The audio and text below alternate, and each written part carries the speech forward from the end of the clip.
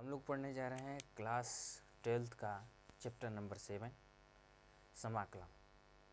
तो इसमें हम जानेंगे कि समाकलन क्या होता है, समाकलन किसे कहते हैं। तो दरअसल में समाकलन जो होता है अवकलन का प्रतिलोम होता है, उल्टा। तो इसका परिभाषा हम ये जो समाकलन है इंटीग्रेशन, इसका परिभाषा ऐसे होगा कि अवकलन की प्रतिलोम संक्रिया को समाकलन कहते हैं।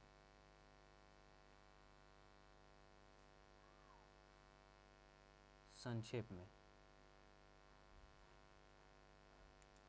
जैसे कि मान ली कोई फंक्शन है एफ एक्स, इसका अगर डिफरेंशियल करेंगे तो हमें रिजल्ट में प्राप्त हुआ स्मॉल एफ एक्स। तो जो ये रिजल्ट निकला है, जो परिणाम, जो अवकलज लिख रहा है, इसका अवकलन किए हैं तो मुझे ये अवकलज प्राप्त हुआ है। तो इससे हमें पुनः वापस ये पाना समाकलन कहलाता है। क्या कहलाता है? समाकलन कहलाता है। ये जो प्राप्त करते हैं ये समाकल्य हो जाएगा, ये समाकल कहलाता है, ये समाकल्य। जैसे कि मान लें कि इंटीग्रेशन, समाकलन को दिखाते हैं किससे? ऐसे, इस ऐसे चिन्ह से समाकलन को ऐसे दिखाते हैं, ऐसे समाकलन लिखेंगे ऐसे। यानी समाकलन का प्रतीक क्या होता है? समाकलन का प्रतीक ये होता है। जैसे इसका समाकलन करना है, समाकलन एफ एक्स, ये डिफरेंशियल किए हैं, इसका अवकलन किए हैं तो ये प्राप्त हुआ। अब इससे वापस ये प्राप्त करना ही समाकलन कहलाता है। तो इसके अवकलज को समाकलन करेंगे, समाकलन ये पढ़ेंगे, समाकलन ऑफ एफ एक्स, समाकलन of F x with d x, x के सापेक्ष। तो हमें क्या प्राप्त होगा? ये एक कांस्टेंट सी लग जाता है। फिलहाल में इसके बारे में बाद में पहले जानो कि कांस्टेंट सी लग जाता है। ये हम हमेशा नहीं यूज़ करेंगे, सुविधा के लिए हम इसको छोड़ देंगे अभी फ़िलहाल में। तो ये हो गया समाकलन F x with d x. तो ये हमारा रिजल्ट एफ एक्स प्राप्त हुआ। तो यही हमारा समाकलन कहलाता है। समाकलन में ये क्या होता है और ये क्या होता है? ये जो होता है ये समाकल्य कहलाता है, समाकल्य। इंटीग्रैंड और ये कहलाता है समाकल, इंटीग्रल। ये हमारा इंटीग्रल कहलाता है। इसको दूसरे शब्द से, दूसरे नाम से प्रति अवकलज भी बोलते हैं। प्रति अवकलज इंग्लिश में बोलते हैं एंटी डिराइवेटिव, और भी बोलते हैं पूर्वक भी बोलते हैं, इंग्लिश में प्रिमिटिव। तो इसको समाकलन बोलते हैं। जो समाकलन से जो रिजल्ट आता है, जो परिणाम निकालते हैं हम लोग समाकलन करके किसी भी फंक्शन का, तो ये समाकल कहलाता है। और इसको दूसरे नाम से प्रति अवकलज भी बोलते हैं, एंटी डिराइवेटिव या पूर्वक या प्रिमिटिव भी बोलते हैं। ये कि जिसका समाकलन करते हैं वो समाकल्य कहलाता है, इंटीग्रैंड कहलाता है। एक्स क्या है इसमें? एक्स जो होता है समाकलन चर है। क्या है? समाकलन चर कहलाता है। बस इतना ही इसमें है। और ये हम जो पढ़ रहे हैं इसमें, यहाँ से स्टार्ट किए हैं, ये कौन सा समझते हैं? इनडिफिनिट, अनिश्चित समाकलन पढ़ रहे हैं। अनिश्चित समाकलन, इनडिफिनिट, डिफिनिट नहीं, इनडिफिनिट,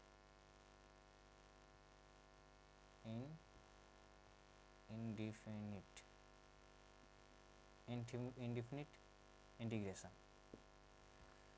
अनिश्चित समाकलन। जैसे कि मान लीजिए कोई फंक्शन है, ये हो जाएगा एफ एक्स प्लस सी, एक कांस्टेंट है। इसका अगर हम डिफरेंशियल करेंगे, डी डी एक्स ऑफ, इसका डिफरेंशियल करेंगे तो हमें इसका तो डिफरेंशियल करेंगे तो लिख सकते हैं d d x of F x बराबर देकर आई ये कांस्टेंट है डी डी एक्स ऑफ सी, तो ये तो हो जाएगा स्मॉल एफ एक्स, लेकिन ये क्या हो जाएगा हमारा 0। अब पूरा हम इसका समाकलन करेंगे तो क्या प्राप्त होगा, ये अब प्लस सी, देखो सी जोड़ना पड़ेगा, यानी अगर हम इसका समाकलन कर रहे हैं इसका उल्टा से, यहाँ पे अगर इसका हम समाकलन कर रहे हैं एफ एक्स का विथ डी एक्स, पहले इसका डिफरेंशियल कर दिए एफ एक्स प्लस सी का, तो ये इसका D d x of F इसका और डी डी एक्स तो 0 हो जाएगा, ये एफ एक्स इससे हो जाएगा, ये रिजल्ट हो गया, मान ली कितना आ गया। इसका समाकलन करेंगे अपन, ये है फंक्शन हमारा एफ एक्स, और इस फंक्शन का अगर हम समाकलन कर रहे हैं तो हमें क्या प्राप्त होगा, ये फर्क प्राप्त होगा, आप प्लस कांस्टेंट अपने से। तो c के अलग अलग मान के लिए चर है, अचर राशि है, c के अलग अलग मान के लिए इसका समाकलन अलग अलग आएगा, तो निश्चित है नहीं, अनिश्चित हो गया ना, अलग अलग c के अलग अलग वैल्यू पे इस समाकलन का मान बदलता जाएगा। तो फिलहाल में हम कुछ फार्मूला है वो लिख दे रहा हूँ, ये नहीं ज़रूरी है, ये ज़रूरी है।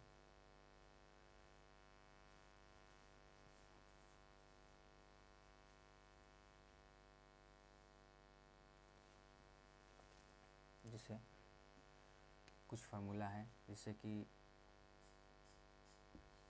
जो ज़रूरत है 7 पॉइंट प्रश्नावली 7.1 में जितने फार्मूला यूज हैं वहीं अभी फ़िलहाल में लिखेंगे हम लोग। तो यहाँ से इधर मैं अवकलन करूँगा, इसका समाकलन इधर करूँगा, इधर अवकलन में समीकरण होगा, एक पहला रहे d d x of e to the power x, तो क्या हो जाएगा इसका e to the power x. अब इसका समाकलन करेंगे e to the power x का विथ डी एक्स, तो क्या होगा e to the power x, इसका समाकलन करेंगे तो ये आएगा d d x of x क्या होता है 1 होता है, तो 1 का समाकलन करेंगे एक्स के सापेक्ष, तो 1 का करेंगे, या इसको ऐसे भी लिखा जाता है, तो इसका हो जाएगा केवल x. D d x of log x का समाकलन करेंगे तो 1/x होगा, और 1/x का समाकलन करेंगे तो उल्टा ये हो जाएगा। समाकलन डिफरेंशियल का अवकलन का उल्टा होता है, तो इसका समाकलन करेंगे तो ये निकलेगा, तो कितना हो जाएगा log x। एक कांस्टेंट जोड़ दिया जाता है, तो कांस्टेंट का भी हम लोग इग्नोर करेंगे, सी जुड़ता जाएगा, लेकिन सुविधा के लिए हम लोग उसको छोड़ देंगे, सी नहीं लेंगे, लास्ट में हम रिजल्ट में लिख सकते हैं। आगे है d d x of sine x, इसका होता है cos x, और समाकलन करेंगे cos x का तो क्या होगा sin x। अब आ जाओ D d x of cos x, तो क्या हो जाएगा माइनस sin x। अगर हम यहाँ पर ऋण sin x ले रहे हैं, धन sin x, तो ये रिजल्ट में ऋण लगाना पड़ेगा cos x। देखो D d x of cos x ऋण sin x होता है ना, अगर ऋण sin x का करते समाकलन तो धन cos x है, लेकिन यहाँ पर धन का कर रहे हैं तब ऋण यहाँ आ जाएगा।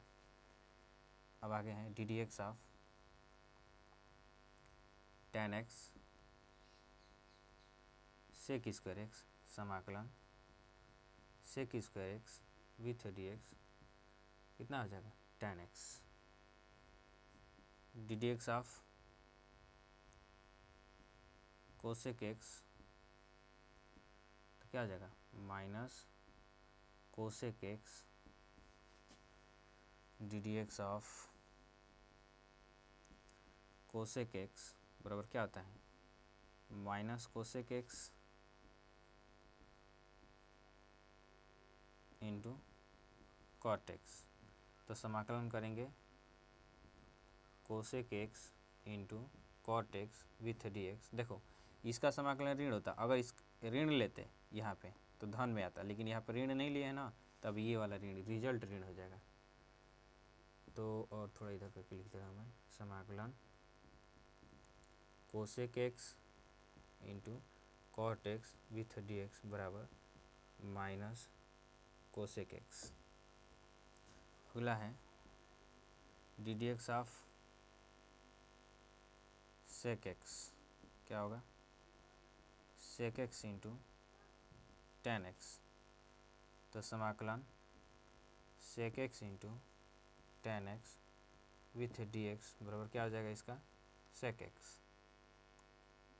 दो दो चार एक और है डी डी एक्स ऑफ होता है cot x minus cosec square x.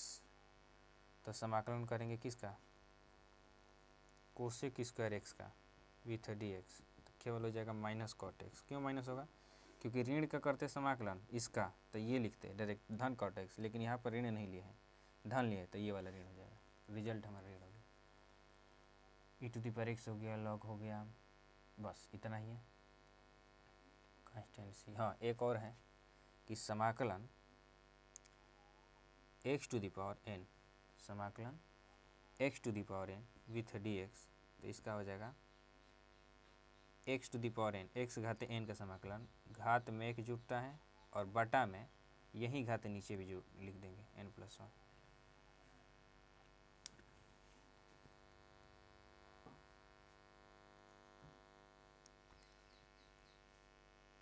बस इस पे है बस 7 पॉइंट प्रश्नावली हमारा एक्सरसाइज प्रश्नावली 7.1 में बस इतना ही यूज़ है फार्मूला, बाकी बाद में अगले प्रश्नावली के लिए फिर बाद में अगला फार्मूला यूज़ करेंगे। फ़िलहाल में इस पे हम लोग इसको हटा दे रहा हूँ, इसका यूज़ नहीं है, ये समझने के लिए लिखा था, इसका जस्ट उल्टा होता है इसीलिए लिखा गया था ये। अब आ जाए एक एक पर, जैसे कि ई टू दी पावर एक्स है, जैसे कि मान लीजिए ई टू दी पावर एक्स है, समाकलन ई टू दी पावर एक्स है विथ डी एक्स, इसका तो e to the power x होता है ठीक है। अगर समाकलन ई टू दी पावर 2x आ जाएगा या समाकलन ई टू दी पावर 4x आ जाएगा विथ डी एक्स, या समाकलन ई टू दी पावर 5x आ जाएगा विथ डी एक्स, तो क्या होगा समाकलन ई टू दी पावर, चलो इतना ही करो। तो देखो x है तो e to the power x होगा, तो ये e to the power x 2x है तो 2 के क्या हो जाएगा, ये e to the power 2x है तो e to the power x के हिसाब से ई टू दी पावर एक्स, तो ई के घाते 2x हैं, ई के घाते x हैं तो ई के घाते x होता है समाकलन, फिर समाकलन ई के घाते 2x विथ डी एक्स, तो e to the power 2x ई के घात 2x वैसे के वैसे लिखा जाएगा। आज जो 2 है उसको नीचे लिख देंगे केवल। इसमें आ जाओ बटा बनाओ, ई के घाते कितना हो जाएगा 4x, बाटा क्यों बनाए क्योंकि 4x है, हम जानते हैं ई टू दी पावर एक्स का ई टू दी पावर एक्स होता है, लेकिन 4 के कारण बाटा लगाना पड़ेगा, तब बाटा में क्या लिखेंगे ये जो 4 है वही लिख देंगे। इसमें आ जाओ ई टू दी पावर 5x वैसे को वैसे लिखेंगे, लेकिन 5 है तो नीचे आ जाएगा 5, बस। तो एक सिंपली जनरली हो जाएगा formula e to the power a x with d x बराबर e to the power a x अब बटा ए नीचे चला आ जाएगा, हो गया ये हो गया। अब कुछ इस पे भी है, जिसे समाकलन x to the power n with d x बराबर क्या होता है x to the power n plus one, और वही घात नीचे लिख देंगे। एग्जाम्पल में अगर संख्या ले लो 4 विथ डी एक्स, तो क्या हो जाएगा एक्स घाते 4 में एक जोड़ देंगे, एन में एक जोड़ करके लिखते हैं ना, और जो घात एक्स घात लिखे हैं वही नीचे लिख देंगे 4 धन 1, तो हो जाएगा एक्स घात 5 हो जाएगा और नीचे हो जाएगा भी 5। जिसे समाकलन में एक्स घाते 7 विथ डी एक्स, रटो जा फार्मूला, एक्स घाते कितना हो जाएगा 7 प्लस 1, तो नीचे भी जो एक्स घात 7 धन 1 है वही नीचे लिखेंगे, तो रिजल्ट में क्या आ जाएगा 7 1 8 ऊपर हो जाएगा, नीचे 7 1 8 हो जाएगा। समाकलन एक्स घाते ऋण 4 ले लो, ऋण 5 ले लो,